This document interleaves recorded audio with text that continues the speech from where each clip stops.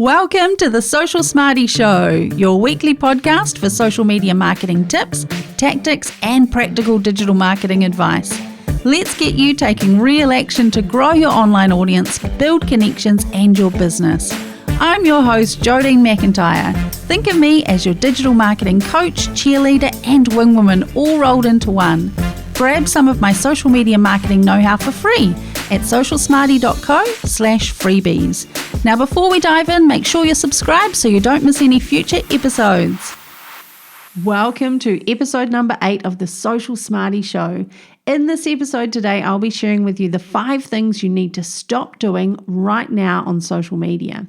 Now, when I say you, I really mean we, because I'm definitely guilty of at least one or two of these. So let's dive right in with number 1, which is leaving keywords out of your captions.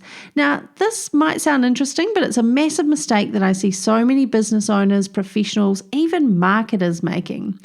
All the social media platforms, it doesn't matter whether we're talking about Instagram or Facebook or TikTok or LinkedIn, but they all work just like search engines, so just like Google.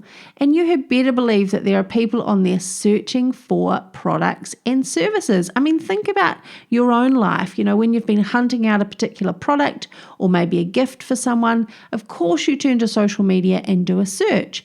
Particularly Instagram. You know, Instagram is really good for finding new products and discovering, inspiration, and it definitely works like a search engine. So what we need to do first is we need to understand what words our target audience is using to search for our products or services. That's a really big thing to understand because we know our products and services inside and out. We might use industry jargon or particular words to describe what we do or what we sell, but that's not the words that our target audience are using. So we need to do some research and we need to get really clear on what our target audience is searching for. And once we have those words, we need to include them in our captions. This can massively increase your reach, and I mean massively. So I tested this myself and I created a video. It was basically a review of something that I knew people were searching for on social media. And the reason I knew they were searching for it was because I myself had been searching for it before I purchased the product. And I couldn't find a really good review. So I created my own. And then when I posted the video, which I posted to both Instagram as a reel and also to TikTok, I purposefully used the words that I myself had been searching for in my caption. So I included those exact words in my caption. Now on Instagram, I used no hashtags at all. I was literally relying on the words and the platform acting like a search engine to get me in front of more people. And it worked. It went crazy. So my Instagram reel has reached over 10,000 people. And my Instagram audience is small, like I'm talking under 2,000. And my TikTok video, that has reached over 16,500 people and had over 14,500 plays. And do you want to know the size of my TikTok audience? At the time of recording this, it's just 120 people. 120 people, and I've reached over 16,500 just by creating content that I knew people were searching for and using the keywords that they were using in their search. So if we put that into perspective, honestly, audience size can be totally irrelevant if we're posting content that we know our target audience is searching for and we're using the words they are using in their searches.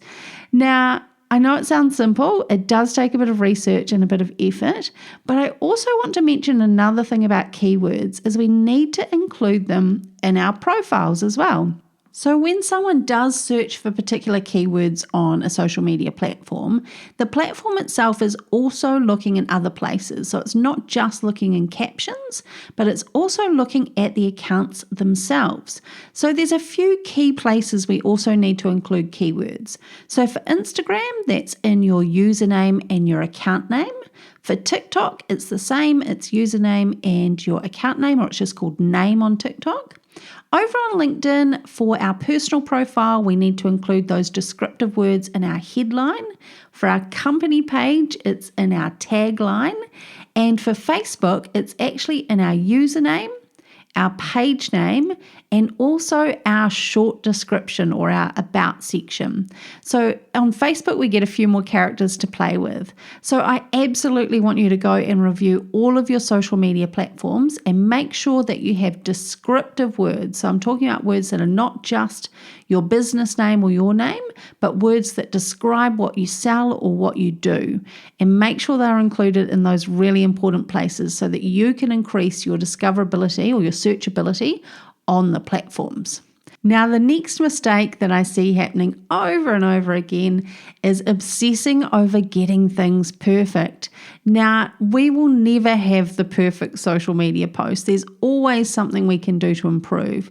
And if your video is not quite perfect or you haven't quite found the perfect music to go with your TikTok or your Instagram reel, or maybe you're not quite 100% right with that caption, I want you to think, Jodine is telling me to post it anyway, because you can't reach anyone on social media if you don't post. And obsessing over trying to get things perfect is just going to hold you back from being consistent. So even if you post and it's not 100% perfect, do not worry, because social media moves quickly. You know, the lifespan of a typical social media post is literally 24 to 48 hours. So if it's not perfect, people would have moved on and forgotten about it. And then the other thing is, you know, with captions, we can obviously edit them if we need to. There's nothing wrong with editing your captions. Unfortunately, we can't do that on TikTok, which is frustrating, but most other platforms we can. You can always delete posts. So if something goes out and you're not, you know, if you realize there's a mistake in it, of course you can delete it. But I would rather you post something than wait to get it perfect and post nothing. Right, on to number 3 is posting and ghosting. Now, this one is really common with businesses when they're starting out on social media. They put all of their effort into creating content, pushing out content, but they don't spend any time searching out their target audience, engaging with their content, responding to comments and private messages, asking questions, you know, all of that sort of engagement stuff that is so important on social media.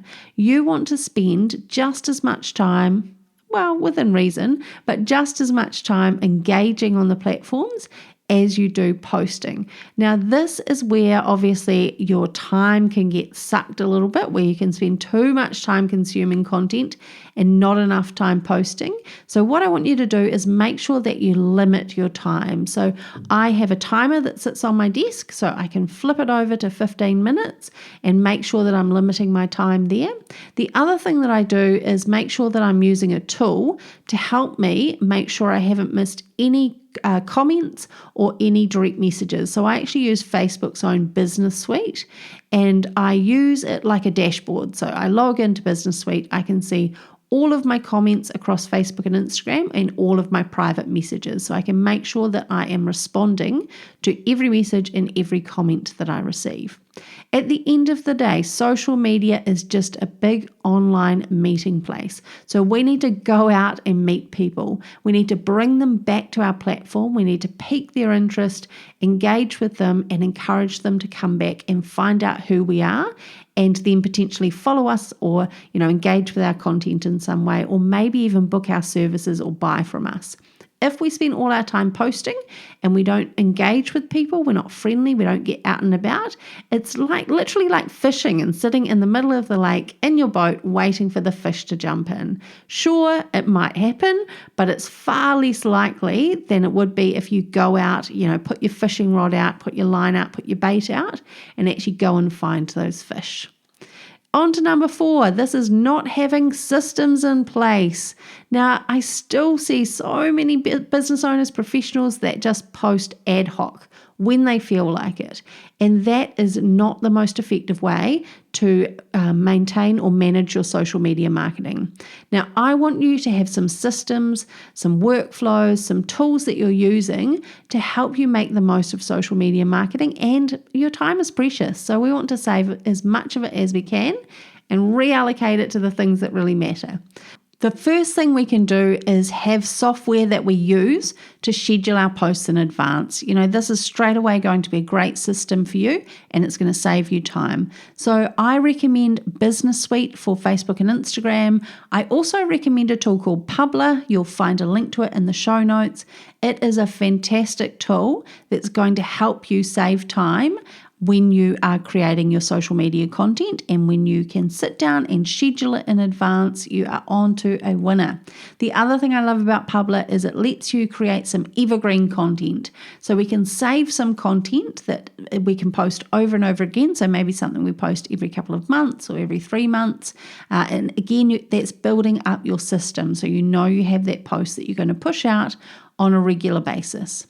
The other thing is making sure you're actually blocking time out in your calendar, in your diary, to schedule your content in advance. I cannot stress how much easier your life will be if you're planning your content in advance. Now, that could mean scheduling your content for the week, for the fortnight, for the month, but having that system, scheduling it out is going to be fantastic. The other thing is having a way to create your content plan. It's all well and good having software to help you schedule things in advance, but what on earth are you going to be posting? Now, a wee plug for my own content planning guide, which again, the link is in the show notes. You can go and grab that guide. It is the system that I use in my own business. Once you start using it, you'll start to see which of my posts fall into which content type. But it is a really simple system to use, and it really is going to save you time. Now, the other thing I love about having systems in place is using templates for my social media content. So if you have a scroll back through, particularly my Instagram content, you'll see that there's a lot of repetition in terms of the style of my posts.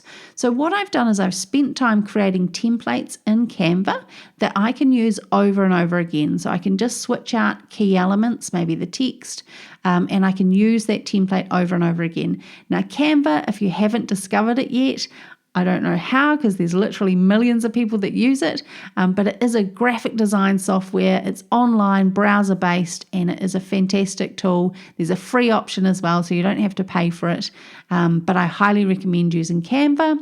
The other thing I do recommend is maybe buying some templates. So Canva comes with a whole lot of templates which are available within the platform, but you do find that you'll often see other businesses that are using the same template. So it does get a little bit repetitive. So if you want to purchase a template for Canva, which you can use over and over again, that's just a little bit different than that sort of standard Canva looking template, I would recommend either Your Template Club or Creative Market. And I've put links to both in the show notes. You might spend a little bit of money on a template, but you've got it to use over and over again. One last recommendation when it comes to having systems in place is to consider hiring a VA to help you with scheduling your content. So I would still expect that you would be involved in the strategy and the content planning, but you could leave the actual scheduling to a VA. That is going to save you time and remove some of the stress with your social media marketing.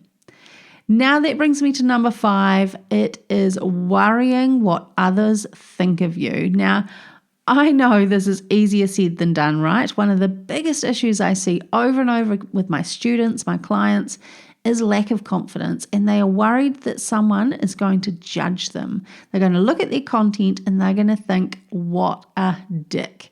But you know what? In my experience, what happens more often is that other business owners, other professionals, they're looking at your posts and thinking, wow, they're showing up on social media and I'm not.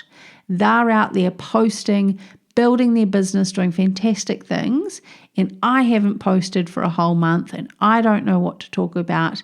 And it flips around to them. So don't stress about what others are thinking about you. It is so much more important just to show up, put yourself out there. And I know it's hard. I wish I had a magic wand and I could wave it and take away all of those fears. But I promise you, the more that you post, the more that you show up on social media, it really does get easier. Plus, I want you to think of me sitting on your shoulder. I am your cheerleader. I'm saying you can do this. People won't be laughing at you. And if they do, it says far more about them than it ever would about you. You're doing awesome things showing up on social media. So there we have it, the 5 things you need to stop doing right now on social media. Let's recap. You need to stop leaving keywords out of your captions. You need to spend some time putting together a list of words that you know your target audience is searching for. Make sure that you're including them in your captions, and also do a bit of a review of your social media profiles and make sure you have some descriptive words in those key areas that I mentioned earlier on. Number 2 was obsessing over getting things perfect.